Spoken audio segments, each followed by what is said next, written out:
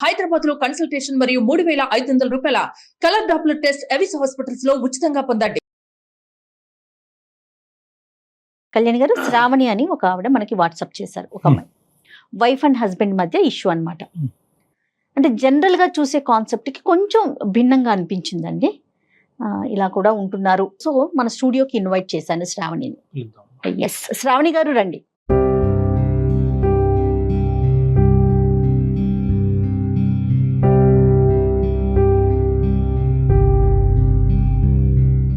శ్రావణి చెప్పండి. వాట్సాప్ లో మీరు వాయిస్ మెసేజ్ పెట్టారు, అది విన్నాము. సో ఒకసారి ఫస్ట్ మీతో మాట్లాడి మీరు డైరెక్ట్ గా వస్తానన్నారు, అందుకని చెప్పి స్టూడియోకి పిలిచాము. శ్రావణి చెప్పండి, ఎక్కడి నుంచి వచ్చారు, మీ స్టోరీ ఏంటి, డాక్టర్ గారికి కొంచెం బ్రీఫ్ గా చెప్పండి. మేడం, నేను మదనపల్లి నుండి వచ్చాను మేడం. నాకు మ్యారేజ్ అయ్యి 6 years అవుతుంది, 2 బాబులు. సో నేను మ్యారేజ్ చేసుకున్నది కూడా మా చుట్టాల అబ్బాయినే. అంటే మమ్మీ డాడీ కుదిర్చి చేశారు మేడం, దూరపు చుట్టాల అబ్బాయి. ఫస్ట్ 2 yearsలో బాగానే ఉన్నాడు మేడం అతను. లైఫ్ కూడా చాలా బాగుండేది. సో తర్వాత తనకు వర్క్ ఎక్కువైందో ఏంటో నాకు తెలియదు. అంటే అంతకుముందు 4 monthsలో ఒకసారి వచ్చేసి 2 months అలాగా మాతో. ఏం చేస్తుంటాడండి? ఆర్మీలో చేస్తారు మేడం, అడ్మినిస్ట్రేటివ్ మేడం. ఓ ఓకే. సో అంటే అతన్ని నేను అంటే ఫేస్ టు ఫేస్గా బిఫోర్ మ్యారేజ్ కలిసింది లేదు. నెక్స్ట్ అలా అని చెప్పేసి ఫోన్లో మాట్లాడడం కానీ లవ్ అలాంటిది ఏమీ లేదు మేడం. సో తర్వాత నా పిల్లలు పుట్టినాక ఇంకా అతను 3 monthsకి ఒకసారి ఇక్కడికి వచ్చేవాడు మేడం మా దగ్గరికి. ఆ వచ్చిన 1 month నేను ఎంత ప్రేమగా వెయిట్ చేశాను అంటే. కాదండి శ్రావణి, సంవత్సరానికి 3 నెలలు వచ్చి వెళ్తూ ఉండేవారు. సంవత్సరానికి 3 నెలలు వచ్చేవాళ్ళు మేడం. అంతకంటే ఎవరమ్మా లీవ్? అంతకంటే ఉండదా? అంతకంటే ఎక్కడ ఉంటారమ్మా? ఏ ప్రాంతం అతను? ఎక్కడ ఉండి బార్డర్ లో ఉంటారా, అడ్మిన్ సైడా? అడ్మినిస్ట్రేటర్. సో ఎక్కడ యుద్ధాలకు గానీ బార్డర్ లోకి వెళ్ళటం కానీ లేదు, ఆఫీస్ లో కూర్చొని చేసే పనే. సంవత్సరానికి 3 నెలలు మీ దగ్గర స్పెండ్ చేయడానికి ఇస్తారు, వచ్చి వెళ్తుంటారు. సో అంతా బానే ఉందమ్మా స్టార్టింగ్ అంతానే? అంటే స్టార్టింగ్ లో బాగుంది సార్. సో ఆ 2 years తర్వాత నాకు తెలియకుండా నా తనలో మార్పు స్టార్ట్ అయింది సార్. సో అంటే మా హస్బెండ్ అంటే నాకు చాలా ఇష్టం మేడం. నేనంటే చాలా ప్రేమగా వెయిట్ చేసేదాన్ని, ఎప్పుడు వస్తారు అని చెప్పేసి. సో రాగానే అంటే ఇంకా అతను అంటే మాకు ఇంటి ముందు సీసీ కెమెరా ఉంటుంది మేడం, అది నా మీద డౌట్ తోటే పెట్టారు అన్నట్టు అతను.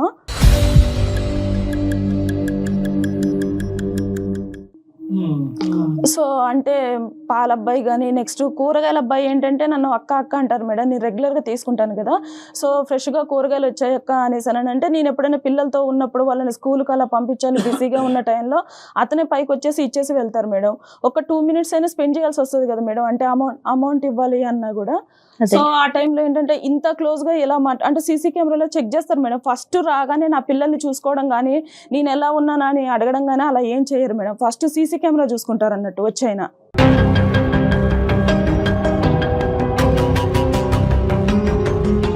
9 నెలలు ఫుటేజ్ చూస్తాడమ్మా వచ్చి అక్కడ నుంచి వచ్చే ముందు మందు బాటిల్స్ అవి తీసుకొస్తారు సార్. తీసుకొచ్చేసి ఆ కేసు పక్కన పెట్టుకొని అవి తాగుతూ నా ఫుటేజ్ చూస్తూ ఉంటారు సార్.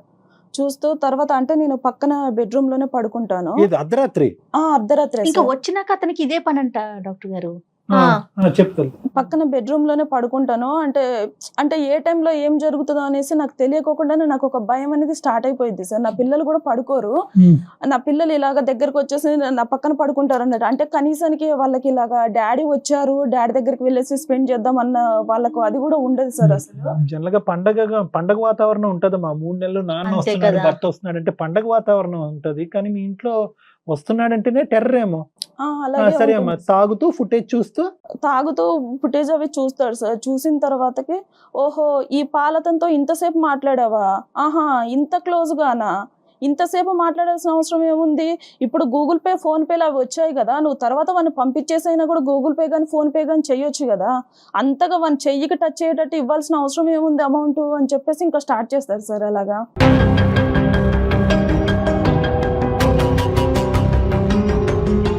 అంటే ఎంత అర్ధరాత్రి అయినా అపరాత్రి అయినా నువ్వు నిద్రలో ఉన్నావు ఏది అని చూడకుండా క్లారిఫై చేసేసుకోవాలి. ఈ టైము ఇది అనేసి ఏముండదు సార్. కనీసానికి పిల్లలు పడుకున్నారు అని చెప్పేసి కూడా ఉండదు సార్. ఇంకా అలాగా అంటే బాటిల్ తీసుకొని వస్తూనే ఉంటారు అన్నట్టు. తీసుకొని వచ్చేసి ఆ పక్కన ఏది ఉంటే అది తీసుకొని ఇంకా నన్ను కొట్టడం స్టార్ట్ చేస్తారు సార్. సో లాస్ట్ టైం ఒక రాడ్ తీసుకొని నన్ను ఇక్కడ కొట్టారు సార్. కొడితే నాకు ఫ్రాక్చర్ అయిపోయింది.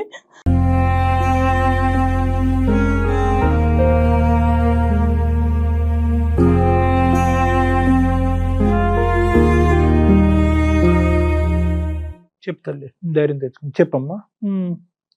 అంటే అంత భయంకరంగా కొట్టడం అనేది అది ఫస్ట్ టైం అమ్మా? అంతకు ముందు కూడా ఇంత క్రూరంగానే అంటే వస్తువులు పగలగొట్టేది ముందు నుంచి ఉందా? మనుషులు కొట్టడం ఎప్పటి నుంచి మొదలైంది? ఒక 2 years బాగానే ఉన్నారు సార్. 2 ఆ years 2 బాగా. years తర్వాత ఏం జరిగిందో నాకు తెలియదు ఇంకా. ఆ, సో తర్వాత ఒక్కొక్క టైంలో వాళ్ళ మమ్మీ ఉంటారు పక్కన. అతను కొట్టే దెబ్బలు నేను భరించలేక నేను ఎదురు తిరిగి మాట్లాడితే, అరే అత్తగారు ఇక్కడ ఉన్నా అని కూడా చూడకోకుండా ఎలా ఎదిరించి మాట్లాడుతుందో చూడు అనేసి మాట్లాడతారు సార్.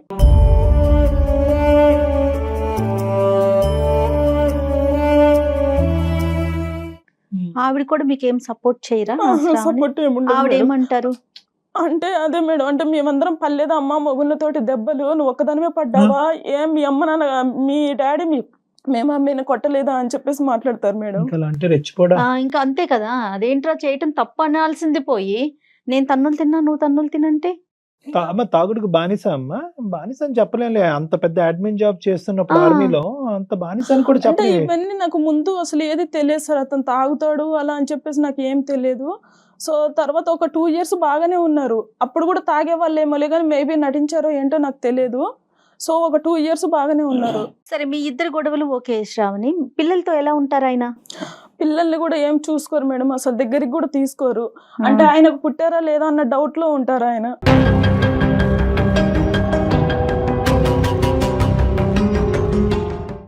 చాలా విచిత్రంగా అనిపిస్తా ఉంది కళ్యాణ్ గారు. మీ పేరెంట్స్ ఎక్కడ ఉంటారు? మా పేరెంట్స్ వేరే ఊర్లో ఉంటారు మేడం. సో నేను చాలా సార్లు మా మమ్మీకి చెప్పి చూసాను మేడం. చెప్పావా? చెప్పి చూస్తుంటే మా మమ్మీ ఎప్పుడు సర్దుకుపోవాలమ్మా సర్దుకుపోవాలమ్మా అనేసి అన్నారు. నేను ఒక 6 years నుంచి సర్దుకుపోతూనే ఉన్నాను మేడం. అంటే బయటికి వెళ్తే ఏమవుతుందో ఏంటో, మా డాడీకి ఏమైనా బ్యాడ్ నేమ్ వస్తుందో, పెళ్లి చేశారు కదా నన్ను ఏమైనా తప్పు పడతారో ఏంటో అని చెప్పేసి నేను అన్ని సంవత్సరాల నుంచి సర్దుకుపోతూనే ఉన్నాను మేడం.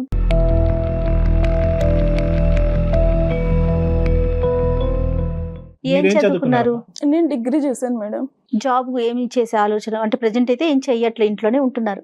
అంటే ఇప్పుడైతే నేను ప్రజెంట్ బయటే ఉన్నాను మేడం. ఇంట్లో లేరా? ఇంట్లో లేను మేడం, బయట బయటకు అంటే? వచ్చేసాను. అంటే మా ఇంటికి దగ్గరలోనే కొంచెం దూరంగా వేరే రూమ్ తీసుకొని ఉంటున్నాను మేడం 2 పిల్లలతో. ఎన్ని రోజులు అయిందమ్మా? ఒక 1 month అయిపోయింది సార్. చెప్పావా అతనికి బయటకు వస్తున్నట్టు? అంటే చెప్పాను సార్, చెప్పాను లేక అతను పట్టించుకున్నట్టు కూడా నాకు ఏం అనిపించలేదు సార్. మా అత్తగారికి కూడా తెలుసు సార్ నేను ఆల్రెడీ బయటకు వచ్చేసాను అని చెప్పేసి. తప్పు చేయనప్పుడు ఎందుకు వెళ్తుందిరా, దానికి వెళ్ళాల్సిన అవసరం ఏంట్రా అంటే, ఒకవేళ వాళ్ళని అక్కడికి పిలిపించుకుంటుందేమో బాయ్ ఫ్రెండ్స్ని, ఇక్కడ నువ్వు ఉన్నావు కదా కుదరట్లేదేమో నీ ముందు మాట్లాడడం అనేసి మాట్లాడుతుంది సార్.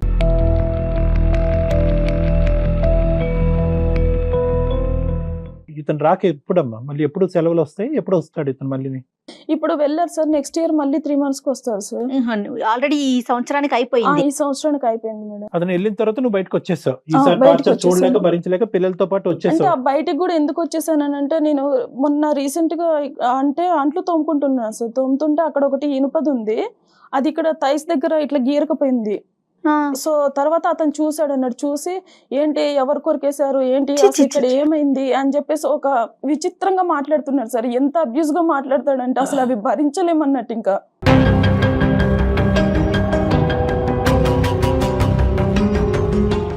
చాలా ఘోరంగా టార్చర్ చేస్తారు సార్. అసలు విపరీతమైన బూతులు యూజ్ చేస్తూ ఉంటాడు అన్నట్టు. అసలు పిల్లలు ఉన్నారు, వాళ్ళ మీద ఏమన్నా ఎఫెక్ట్ అవుతుందా ఏంటా అంటే, మా మమ్మీ ఏమో మా మమ్మీకి చెప్తే నువ్వు పిల్లల్ని చూసుకొని బ్రతకాలమ్మా, మేమందరం బ్రతకట్లేదా అని చెప్పేసి మాట్లాడుతున్నారు. మమ్మీ లేదు, అత్త లేదు, ఇక్కడ ఎవరి సపోర్టు లేదు నీకు. నువ్వు ఒంటరి పోరాటం ఇది. పిల్లలతో పాటు బయటకు వచ్చావా? నెల రోజులైందా? 1 month ఎలా అయిపోయింది. మరి అద్దెలాగా నువ్వు ఏమీ చేయట్లేదు? అంటే నేను rent? డిగ్రీ చేశాను కదా సార్, పక్కన వేరే స్కూల్ ఉంది, ఆ స్కూల్లో టీచర్ గా చెప్తున్నాను సార్. ఒక 15,000 ఇస్తున్నారు. పోన్లేమ్మా, మొదలు పెట్టావు కదా. ఇప్పుడు ఈ ఇంటికి దగ్గరేనా ఈ ఇల్లు కూడా? ఇంటికి మళ్ళీ దగ్గర పక్కనే తీసుకుంటే ఎలాగమ్మా నువ్వు? అంటే కొంచెం దూరంలోనే ఉంటాను సార్. అంటే ఆ ఇంట్లో? ఏరియాలోనే కానీ కొంచెం దూరంలో ఇంట్లో ఉంటాను సార్. ఉన్నప్పుడే- అత్తయ్య వాళ్ళు వీళ్ళు ఏమన్నా మాట్లాడారా? ఎందుకు వెళ్ళిపోయావు ఏంటి అనేసి అట్లా ఏమన్నా? అంటే వాళ్ళ అబ్బాయితో ఇలాగే చెప్పారు మేడం, తప్పు చేస్తే తప్పు చేయకపోతే అదేలే. ఉంటది, తప్పు చేసింది కాబట్టి వెళ్ళిపోయింది. తప్పు చేసింది కాబట్టి వెళ్ళిపోయింది. ఎంత ఎలా ఉంది? ఘోరం కళ్యాణ్ గారు.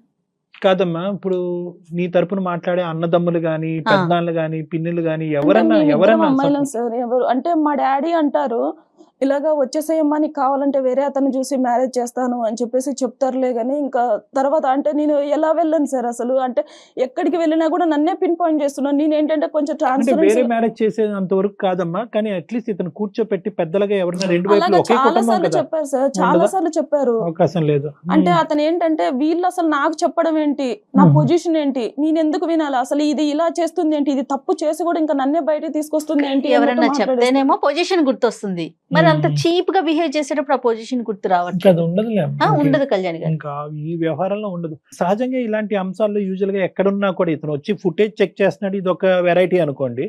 అక్కడి నుంచే దూరం నుంచే వీడియో కాల్స్ చేయటము, అప్పుడప్పుడు ఫోన్ చేసి నువ్వు ఎక్కడ ఉంటున్నావు, ఈ టైంలో ఎక్కడ లేదు ఉన్నావు సార్, అంటాం. పూర్తిగా ఫోన్ స్విచ్ ఆఫ్ చేస్తారు సార్, నా గురించి ఏం పట్టించుకోరు అసలు వెళ్ళిన తర్వాత ఇంకా. అప్పుడు మళ్ళీ- ఇంకా ఆహా. డ్రై పీరియడ్ అదంతా. అంతే మళ్ళీ సార్ ఇంకా. వచ్చాకనే నరకం మొదలు. వచ్చిన తర్వాతనే నన్ను చూసిన తర్వాతనే స్టార్ట్ చేస్తారు. ఎవరితో మాట్లాడినా కూడా ఒక తప్పు కట్టేస్తారు సార్ ఆ, పక్కగా. ఆ.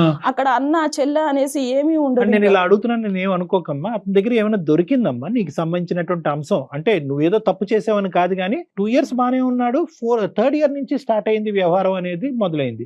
ఏమన్నా కనిపించిందా అంటే నీలో నచ్చనటువంటి అంశం కానీ, చూడకూడని అంశం కానీ, లేదంటే ఇలా వద్దు, ఇలా ప్రవర్తించొద్దు, ఇలా డ్రెస్ అవ్వద్దు, ఇలా మాట్లాడొద్దు అని చెప్పి అతను నీకు పదే పదే వార్నింగ్ ఇచ్చిన తర్వాత నువ్వు అలా కాకుండా అతనికి భిన్నంగా ప్రవర్తించడం వల్ల మనిషి ఇలా మారిపోయాడా?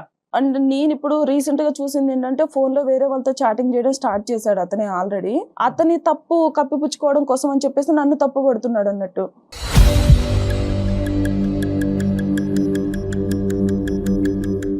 అంటే ఏంటమ్మా ఈ చాటింగ్ నువ్వు చూసావు అతను ఫోన్ లో వేరే నేను అమ్మాయిలు? చూసాను సార్, అంటే వేరే వాళ్ళతో చాటింగ్ చేయడం నేను అభ్యంతరకరమైన చాటింగ్, ఫ్రెండ్షిప్?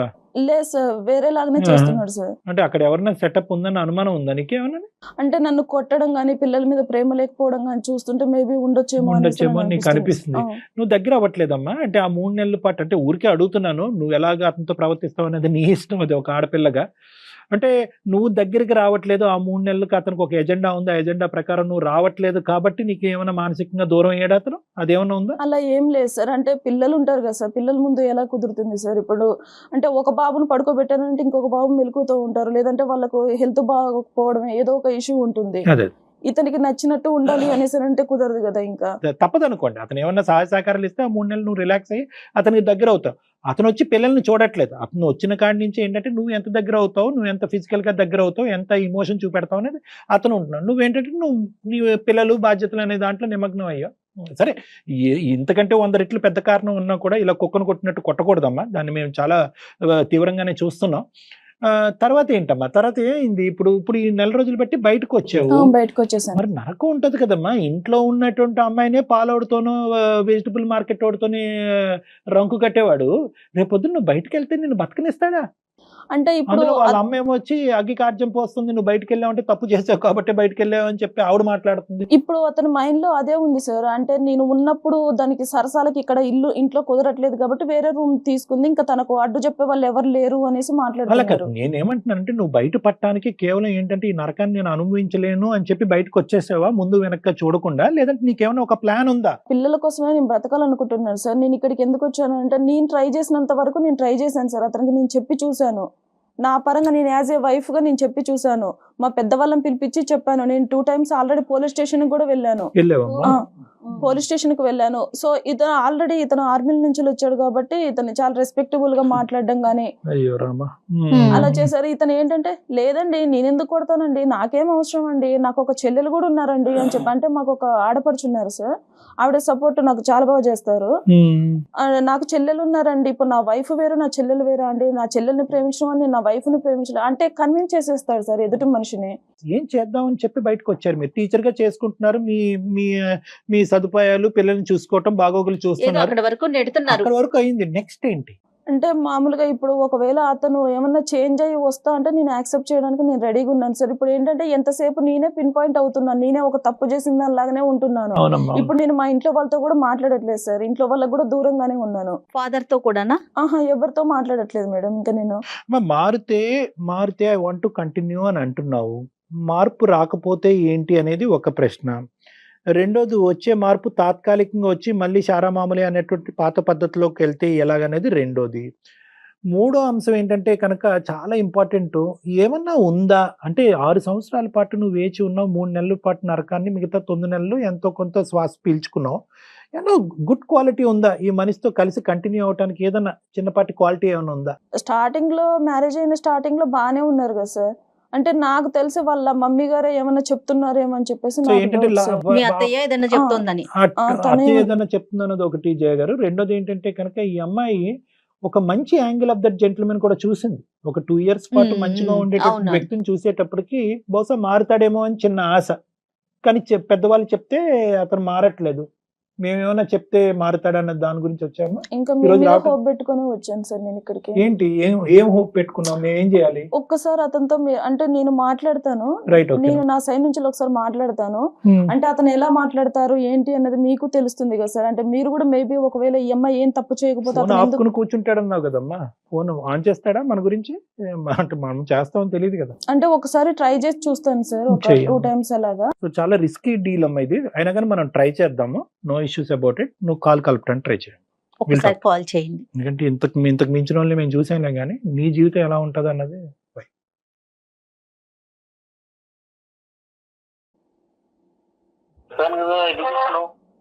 హలో హలో, అండి, ఎందుకు చేస్తున్నావు చెప్పు. చెప్పాను కదా చేయకని. ఒక్క 2 minutes మాట్లాడతారా? చెప్పు. మీరు వెళ్ళిన తర్వాత అసలు అంటే మేము ఎక్కడున్నామో ఏంటి, అసలు పిల్లలతో ఎలా ఉంటుంది అని కూడా మీరు ఆలోచించరా? అదే నువ్వే చేసుకున్నావు అంత చేతులారా. అంటే నేనేం చేసుకున్నానండి? నేను చేసిన తప్పేంటో మీరు చూపెట్టాలి కదా. నీకుండాలా మా ఫోన్ ఇలాగే భర్తతో ఎలా ప్రవర్తించాలి, ఏంటి, ఎలా చూసుకోవాలి. అంటే మేము ఇప్పుడు బయట ఉంటున్నాం, మీకు తెలుసు కదా.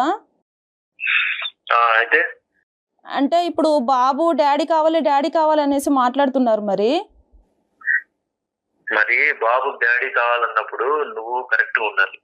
సంసారం కావాలి, పిల్లలకి డాడీ కావాలన్నప్పుడు నువ్వు ఎలా ఉండాలో అలా ఉండాలి భార్యగా. నువ్వు చేతులారా నువ్వు చెడగొట్టుకున్నావు, అందుకు నువ్వు అనుభవించు. అంటే చేసిన తప్పేంటో చూపెట్టాలి కదండి మీరు. నీకు తెలీదా? అదే ఏం చేశాను? సంవత్సరానికి నేను ఉండేది 3 నెలలు. ఆ 3 నెలలు ఎలా బిహేవ్ చేస్తావు నువ్వు, ఏంటి నీకు తెలీదా? ఎట్లా చేసుకున్నావు? సరే, మీరు కొట్టిన దెబ్బలు మొత్తం ఒంటి పైన ఉన్నాయి, మరి వాటి గురించి మీరు ఏం మాట్లాడరా? అయితే తప్పు చేస్తే అంటే నువ్వు చేసిన తప్పులు మాత్రం నీకు కనపడవు. నేను కొట్టిన దెబ్బలే నీకు కనిపిస్తాయా? ఎవరు ఏ వైఫ్ అండ్ హస్బెండ్ కొట్టుకోరా? అదే తప్పేం చేశానో చెప్పండి. మీకు అక్కడ ఫ్రీగా బాటిల్స్ ఇస్తున్నారు, అవి తీసుకొచ్చేసి నా మీద ప్రయోగం చేయడం స్టార్ట్ చేస్తున్నారు, అంతే కదా? అరే ఫ్రీగా బాటిల్ ఇస్తున్నారంటే గవర్నమెంట్ ఇస్తున్నది. అవును, టైం పాస్ కోసం అనేసి నేను ఒక దాన్ని దొరికాను. మేబీ ఒకవేళ నీ లవర్ లాగా అంత అందంగా నేను ఇప్పుడు లేకపోవచ్చు, 2 పిల్లల్ని కన్నాను కదా ఇప్పుడు. ఎవరు నీకు లవర్ ఉందని చెప్పింది? నీకు ఎందుకు? చెప్పినారు నీకు లవర్ ఉందని? మీ ఫోన్ లో చూస్తే తెలుస్తుంది కదా చాటింగ్. ఏం తెలుస్తుంది? మీరు ఆల్రెడీ వేరే అమ్మాయితో మాట్లాడడం నేను చూశాను. ఇలా వాదించాను అంత చెడగొట్టుకుంటాను. నా తప్పేంటి? ఎవరితో మాట్లాడాను? మీ దగ్గర ఇప్పుడు మీ గురించి నా దగ్గర ఆల్రెడీ ప్రూఫ్ ఉంది. ఇప్పుడు నా గురించి మీ దగ్గర ఏమైనా ప్రూఫ్ ఉందా? ఏం ప్రూఫ్ ఉంది నీకు? అన్ని ఇట్లాంటి అబద్ధాలు మాట్లాడమాక. సరే, నేను సుమన్ టీవీకి వచ్చాను. ఎందుకు? ఎవరు వెళ్ళమన్నారు నీకు?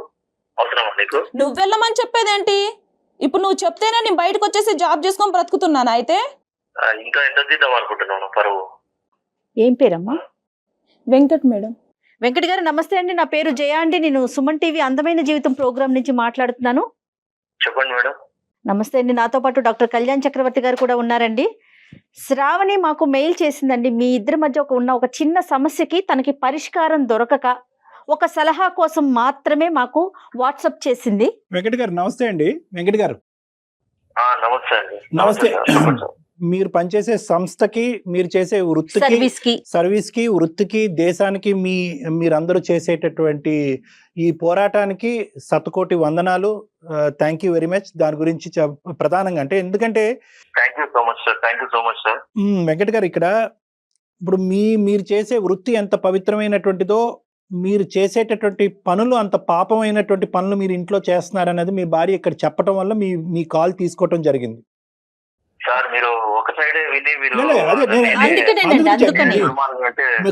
కాదు వెంకట్ గారు, అందు గురించే నేను ఇలాంటి పనులు ఏం చేస్తున్నావు ఏంటి వెంకట్ నేను చూశానని నేను అన్నట్లే, మీ భార్య చెప్పిందని అన్నాను. Get the clause very correct. ఇక్కడ మీకెవరో వ్యవహారం ఉంది అని ఆ అమ్మాయి ఇప్పుడు గట్టిగా మాట్లాడటం అనేది, ఓపెనింగ్ స్టేట్మెంట్లో మాట్లాడటం అనేది రెండో వ్యవహారం, అది సెకండరీ వ్యవహారం, దాని గురించి తర్వాత మాట్లాడదాం.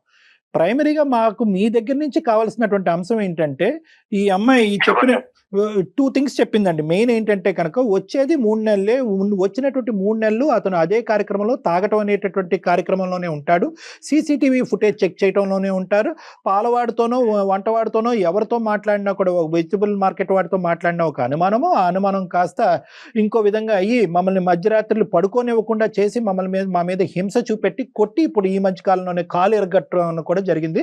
నాకు ఎవరూ సపోర్ట్ లేదు, అతని వైపు ఫ్యామిలీ మెంబర్స్, మీ వైపు ఆమె వైపు ఫ్యామిలీ మెంబర్స్ ఎవరూ సపోర్ట్ లేదు. దిక్కుతోచినటువంటి పరిస్థితిలో 4 రోజుల క్రితం బయటకు వచ్చి ఒక స్కూల్లో ఉద్యోగం చేసుకుంటూ బ్రతుకుతున్నాను అని ఈవిడ ఈ సారాంశం మాకు చెప్పింది. ఏమంటారు మీరు? బాగా చెప్పింది సార్. ఆమె మీద జాలి కలిగేలాగా బాగా చెప్పింది మీకు అన్ని. ఇప్పుడు నేను వచ్చేది 3 నెలలు సార్ నా జాబ్ పరంగా. సో మామూలుగా భార్య 3 నెలలు మాత్రమే హస్బెండ్ ఉంటాడంటే తను వచ్చే టైంకి ఎంత ప్రేమతో ఎదురు చూడాలి, దీని సంగతి ఎంత ప్రేమ చూపించాలి, ఎలా చూసుకోవాలి అసలు అదంతా ఏం ఉండదు సార్. ఇంటికి దాన్ని ఏదో డబ్బులు ఇచ్చే ఏటీఎం మిషన్ లాగా చూస్తుంది.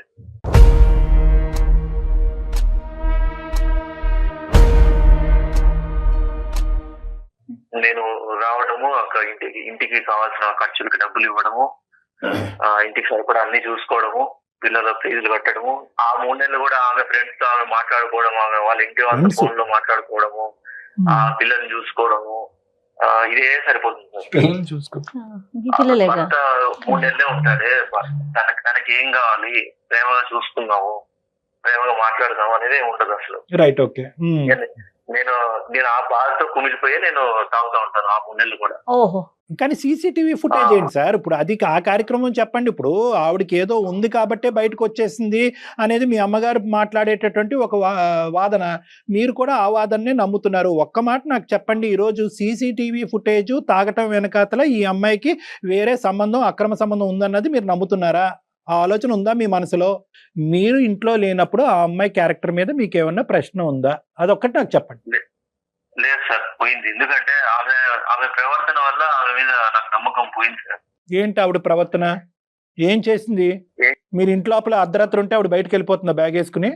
ఫస్ట్ ఆఫ్ ఆల్ అమ్మాయికి మామూలుగా ఫ్రెండ్స్ ఎవరు ఉంటారు సార్? ఆడవాళ్ళు ఉంటారు.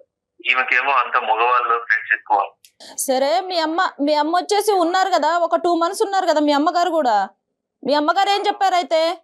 మీ అమ్మగారు రోజుకు ఒకరిని తీసుకొచ్చుకొని ఇంట్లో ఉంటుందిరా అనేసి చెప్పారా? ఏమని చెప్పారు అయితే? పిల్లల్ని చూసుకొని బ్రతుకుతుందిరా అని చెప్తున్నారా? మీ ప్రత్యక్ష సాక్షి మీ మదరే కదా అని అడుగుతుంది మీ భార్య, దానికి సమాధానం చెప్పండి.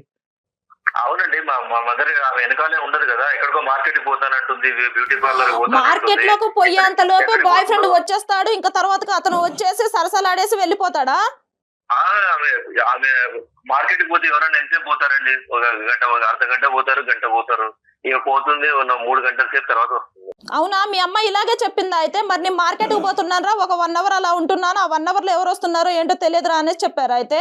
అది చూసుకోవడానికి, బాధ్యతలు చూసుకోవడానికి నేను కావాలి నీకు, నీ సరదాలు చూసుకోవడానికి నీకు ఫ్రెండ్స్ కావాలి నీకు. ఇంతే మేడం, ఏదన్నా కావాలంటే నేను తీసుకొచ్చి ఇచ్చానా, తినేసి ఉండు అంతే, నువ్వు నన్ను క్వశ్చన్ చేయొద్దు. మా అమ్మ వచ్చిందో మా అమ్మ ఏమన్నా కూడా నువ్వు పడాలి, ఇంకా ఇంతే, ఇలాగే చూస్తాడు మేడం.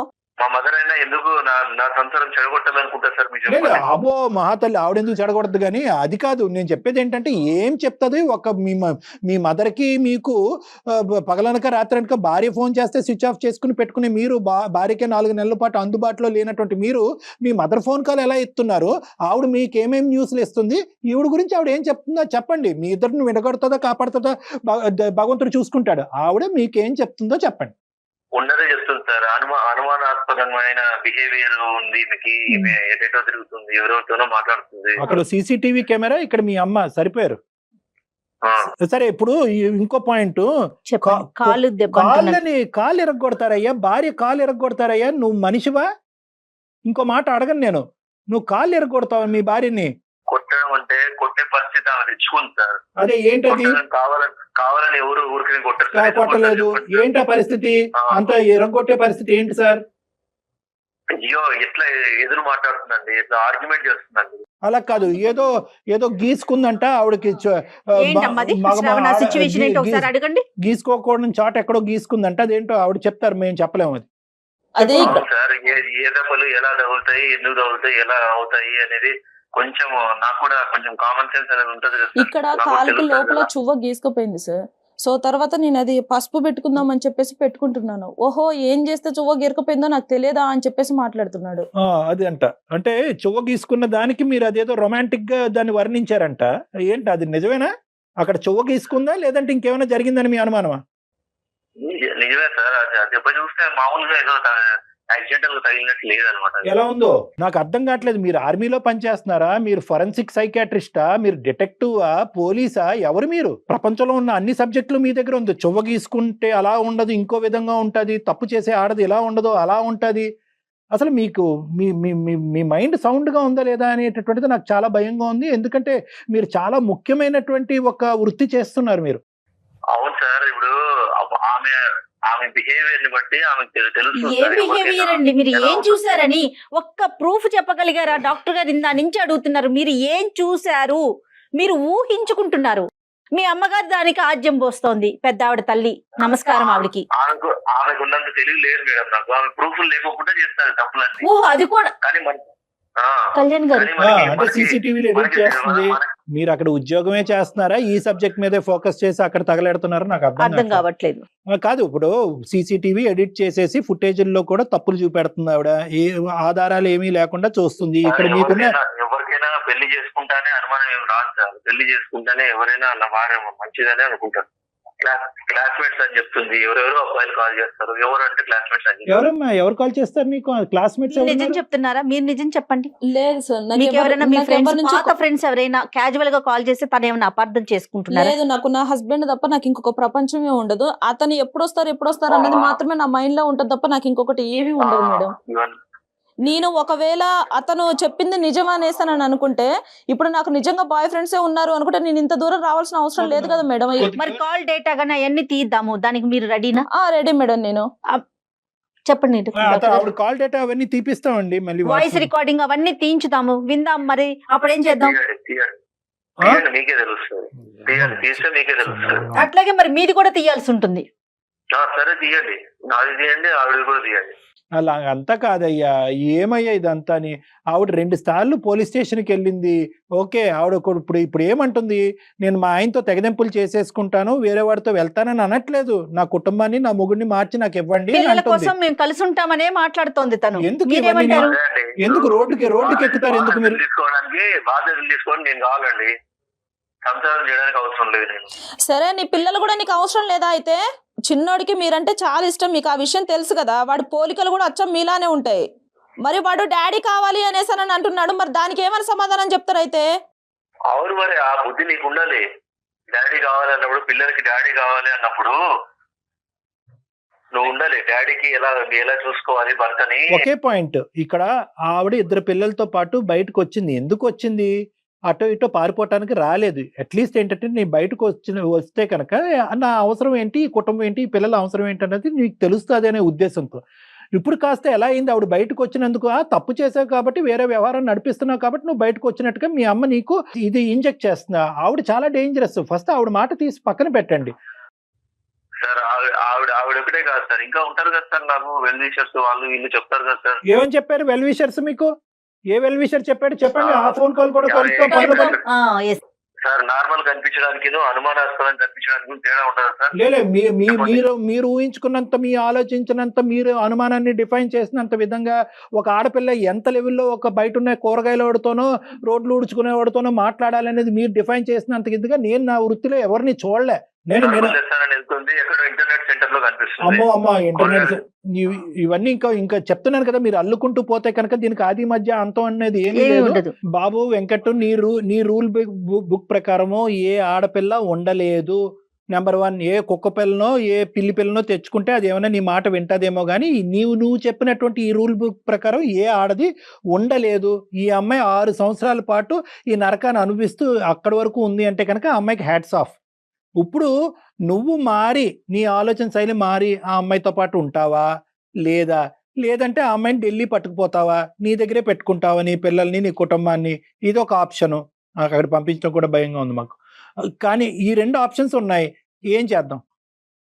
అంతా అమ్మాయి చేతుల్లోనే ఉంటుంది సార్. అమ్మాయి చేతుల్లోనే ఉంటుంది. ఎలా ఉండాలి, సంసారాన్ని ఎలా నిలబెట్టుకోవాలి అనేది ఆ అమ్మాయికి ఉంటే అప్పుడు నేను నా సంసారాన్ని ఇద్దరి వైపు ఉండదా? అమ్మ శ్రావణి, ఇంక అతనితో మాట్లాడేది ఏమీ లేదమ్మా. నువ్వేం చెప్తావు అనేది మేము వినడానికి రెడీగా ఉన్నాం. ఇంకా విడిపోవడానికి అయితే నువ్వు సిద్ధంగా ఉన్నావు కదా? అయితే హలో, నేను సిద్ధంగా ఉన్నానంటే నీ చేతిలో ఉంటుంది అది. ఇంకా అదే మార్చుకోవాలనుకుంటే నువ్వు మార్చుకోవచ్చు. నిన్ను నేను మార్చలేను బాబు. నీకు ఒక నమస్కారం, ఓకేనా? నిన్ను నమ్మి నేను పెళ్లి చేసుకొని నీ 2 పిల్లల్ని కన్నందుకు నీకు ఒక నమస్కారం, ఓకే? నా జీవితం నేను చూసుకుంటాను. నా పిల్లలు నాకేం బరువు గారు. నా పిల్లల్ని నేను పెంచి పోషించుకుంటాను. మంచిది, సంతోషం. ఓకేనా? నీ సైడ్ నుంచి వచ్చే 1 రూపాయి కూడా నాకు వద్దు. మంచిది. తీసుకుని కట్ చేయ రూపాయి సంగతి తర్వాత ఆలోచించు. తర్వాత మాట్లాడదాంలే. లీగల్ ఆస్పెక్ట్ అతను ఇవ్వాల్సిన బాధ్యత అతని మీద ఉంటది. కానీ